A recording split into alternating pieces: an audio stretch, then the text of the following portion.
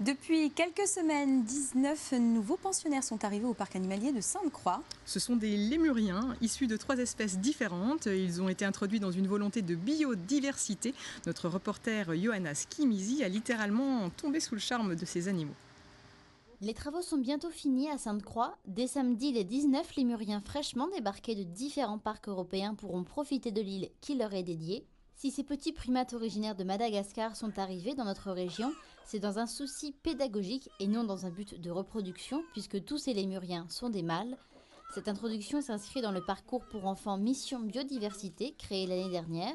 Il prend l'exemple de Madagascar qui subit en petit ce que la planète pourrait subir au niveau environnemental. Sur le parcours, vous retrouvez Madagascar qui fut d'abord l'île verte, une île totalement un peu comme la France à l'époque d'Astérix et d'Obélix, une France qui était entièrement boisée. Eh bien, Madagascar était entièrement boisée, c'était l'île verte, elle a été totalement déforestée. Aujourd'hui, c'est l'île rouge et parfois même l'île noire à cause des incendies, etc.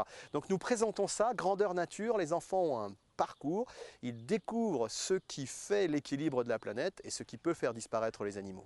D'habitude, le parc de Sainte-Croix introduit des animaux de la région ou ayant vécu sur le sol européen.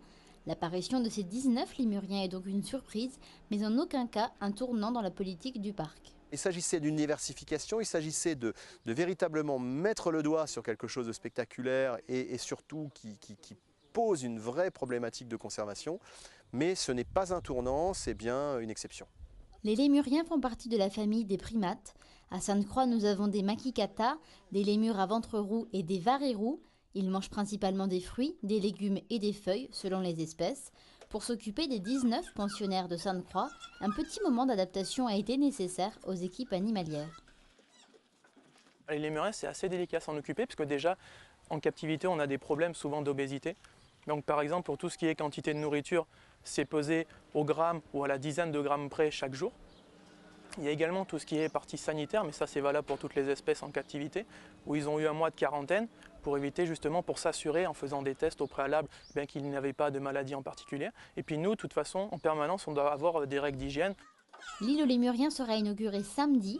En attendant, les 3 espèces présentes sont réparties dans des volières où ils apprennent à vivre ensemble, une chose qui n'est pas évidente. Ceux-là sont assez joueurs. Ce n'était pas le cas au début, puisqu'au début, on a eu des lémuriens qui venaient de plein de parcs et ne se connaissaient pas, donc il a fallu du temps.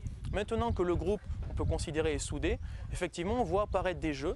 Donc au début, c'était essentiellement entre les frères, ce qui sont arrivés souvent par fratrie.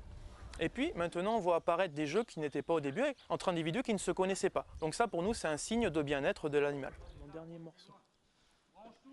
Rendez-vous donc dès samedi pour apercevoir de très près ces petites bêtes en quasi-liberté.